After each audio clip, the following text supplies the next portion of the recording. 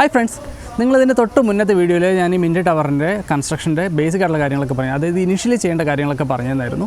നമ്മളിതിൻ്റെ ബേസ് ഉണ്ടാക്കുന്നത് തൊട്ട് PVC പൈപ്പിനെ എടുത്തിട്ട് അതിനകത്ത് ഹോളൊക്കെ ഇട്ട് വയ്ക്കുന്ന കാര്യങ്ങൾ കഴിഞ്ഞ വീഡിയോയിൽ പറഞ്ഞു തന്നിട്ടുണ്ടായിരുന്നു. അത് കണ്ടിട്ടില്ലെങ്കിൽ അതിൻ്റെ ലിങ്ക് ഞാൻ ഡിസ്ക്രിപ്ഷനിൽ കൊടുത്തേക്കാം. നിങ്ങളതൊന്ന് കണ്ടു നോക്കുക. അതിനുശേഷം മാത്രം ഈ വീഡിയോ കാണുക.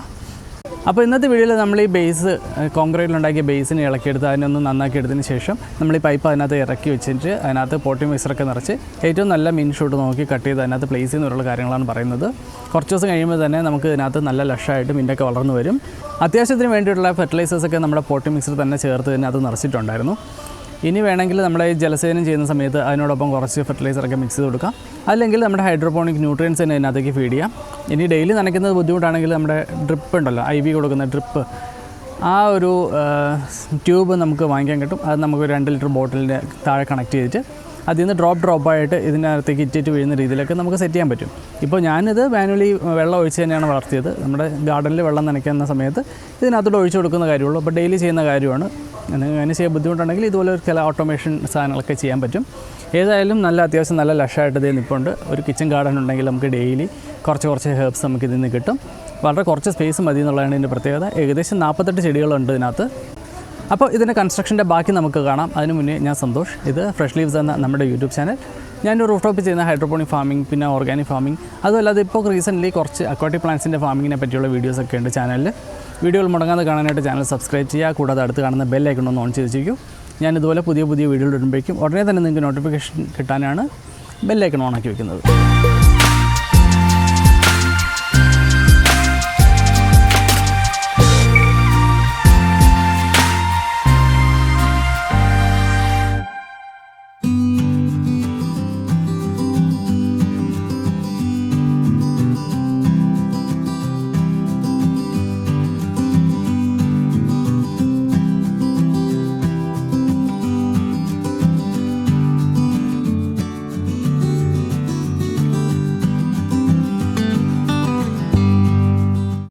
അപ്പോൾ നമ്മുടെ കോൺക്രീറ്റ് ചെയ്ത സാധനം നല്ലവണ്ണം സെറ്റായിട്ട് ഇരിപ്പുണ്ട്. ഇതിപ്പോൾ 4-5 ദിവസമായി വെള്ളം ഒഴിച്ച് വെച്ചേക്കായിരുന്നു.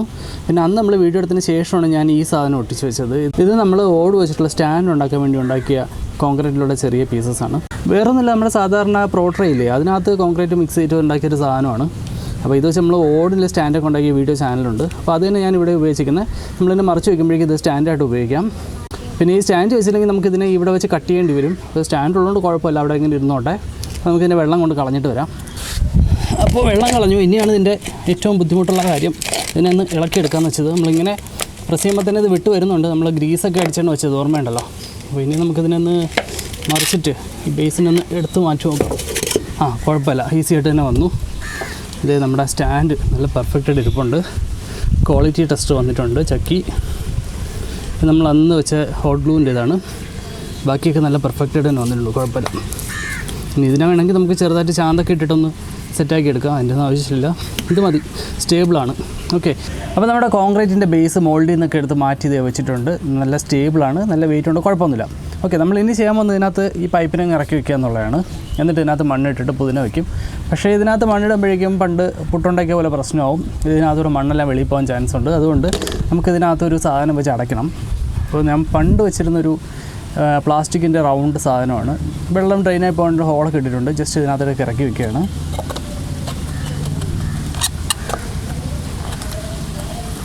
കണ്ടില്ലേ, ഇതിങ്ങനെ അവിടെ ഫിറ്റായിട്ടിരുന്നുള്ളൂ. അതുകൊണ്ട് മണ്ണ് താഴോട്ട് പോകത്തില്ല.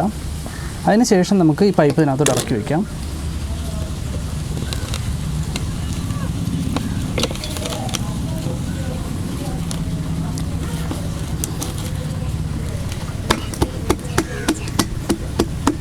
സോ ഫ്രണ്ട്സ്, നമ്മൾ അന്ന് ചെയ്ത കോൺക്രീറ്റിന് ഒരു ചെറിയൊരു അഭംഗിയുണ്ട്. നമ്മളെ കോൺക്രീറ്റ് മോൾഡിൽ നിന്ന് വിട്ട് വന്ന ഭാഗത്തൊക്കെ കുറച്ച് സിമെൻറ്റൊക്കെ പോയി കല്ലൊക്കെ എക്സ്പോസ്ഡ് ആയിട്ടുണ്ട്. എന്തായാലും നമ്മളിത് നമ്മുടെ ഗാർഡനിൽ കൊണ്ട് നല്ല ഭംഗിയായിട്ട് വയ്ക്കാൻ പോകുന്നില്ലേ, ചെടികളൊക്കെ വരുമ്പോഴേക്കും നല്ല ഭംഗിയായിട്ടിരിക്കും. അപ്പോൾ നമ്മൾ കോൺക്രീറ്റ് ബേസിന് ഒരു ചെറിയ ഭംഗി കുറവുണ്ടെങ്കിൽ നമ്മളത് എന്തായാലും ഫിക്സ് ചെയ്തിട്ട് തന്നെ പോകണം. അതുകൊണ്ട് ചെറുതായിട്ടൊന്ന് ഗ്രൗട്ട് ഉണ്ടാക്കിയിട്ട് നമുക്കിതിൻ്റെ മേളിലൊന്ന് കോട്ട് ചെയ്ത് കൊടുക്കാം. അതിന് ശേഷം നമുക്ക് നാളെ വന്നിട്ട് തന്നെ പെയിൻറ്റ് അടിക്കാം. പെയിൻറ്റ് അടിച്ചിട്ട് ബാക്കി ഇതിനകത്ത് മണ്ണ് നിറച്ച് നമുക്ക് ചെടികൾ വയ്ക്കാം.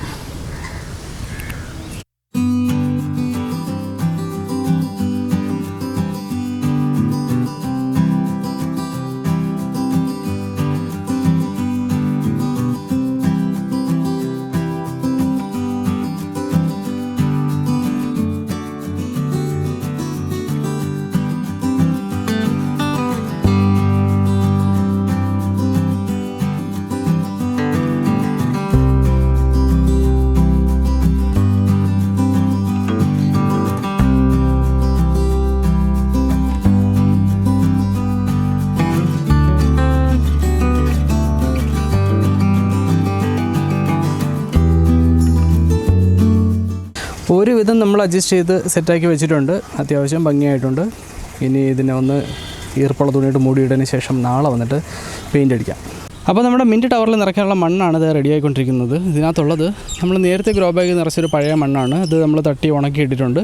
പിന്നെ അതിൻ്റെ മുകളിൽ കുറച്ച് പുതിയ കോക്കോപ്പീറ്റ് ഇട്ടിട്ടുണ്ട്. അതിന് ശേഷം ചാണകപ്പൊടിയും കമ്പോസ്റ്റും കുറച്ച് കോഴിവളവും എല്ലുപൊടിയും പിന്നെ കടലപ്പിണ്ണാക്ക് കൂടെ ചേർത്തിട്ടൊരു മിക്സ് നേരത്തെ ഉണ്ടാക്കി വെച്ചിട്ടുണ്ടായിരുന്നു. ഇതെല്ലാം കൂടെ ഒന്നിച്ച് മിക്സാക്കി ഒരു പാക്കറ്റ് വെച്ചിട്ടുണ്ടായിരുന്നു.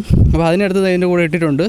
അതിനിടയ്ക്ക് ചക്കിപ്പൂച്ച വന്ന് എല്ലാം കൂടെ ഒന്ന് ഇളക്കി മിക്സ് ഇട്ടിട്ട് പോയിട്ടുണ്ട്. അപ്പോൾ അതിൻ്റെ ബാക്കിയുള്ള മിക്സിങ് ഞാനിതാ ഇപ്പോൾ ചെയ്യുകയാണ്. എല്ലാം കൂടെ നന്നായിട്ട് ചേർത്ത് ഇളക്കി മിക്സ് ചെയ്യാണ്. ഇപ്പോൾ നല്ല ഡ്രൈ ആണ്, എന്നാലും കുഴപ്പമില്ല. കുറച്ച് വെള്ളം നനച്ചിട്ട് നമുക്ക് മിക്സ് ചെയ്ത് വയ്ക്കാം.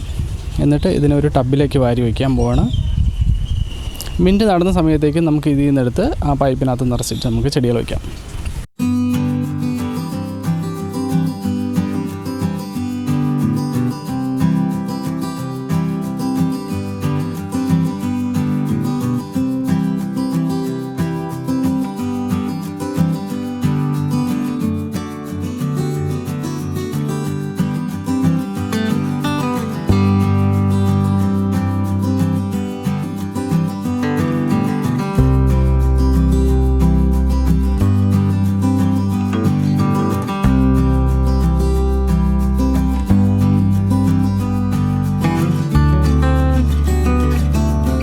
ഒക്കെ ഉണങ്ങിയതിന് ശേഷം നമുക്ക് അതിനകത്തോട്ട് പൈപ്പ് എടുത്ത് ഫിറ്റ് ചെയ്യാം. നന്നായിട്ട് അമർത്തി ഫിറ്റ് ചെയ്തതിന് ശേഷം അതിനകത്തേക്ക് നമ്മുടെ പോട്ടി മിക്സർ നിറയ്ക്കാം.